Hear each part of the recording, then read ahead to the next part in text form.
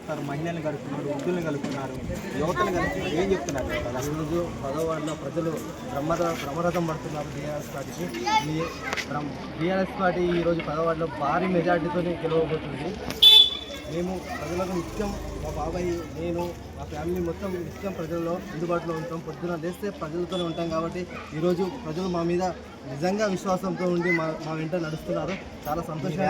ఎక్కువ మంది యువకులు చూస్తున్నారు, ప్రతి వారిని అక్క, అన్న, తమ్ముడు ఇలా సంబోధిస్తూ మీరు ఓట్లు అభ్యర్థిస్తున్నారు. ప్రతి ఒక్కరి ఇంటికి వెళ్తున్నారు, గడప గడపకి తొక్కుతున్నారు. ఏం చెప్తున్నారు మీకు వారంతా మేము ఎన్ని రోజులు వాళ్ళకు కుటుంబంలాగా ఉండి రోజు వాళ్ళ ఇంట్లోనే ఉండేవాళ్ళము.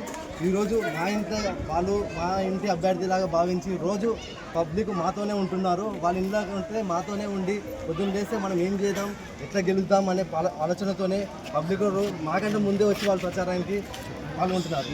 మీకు ప్రత్యర్థులు కూడా ఉన్నారు. ఇక్కడ ఆపోజిట్లో కాంగ్రెస్ ఉంది, బీజేపీ ఉంది.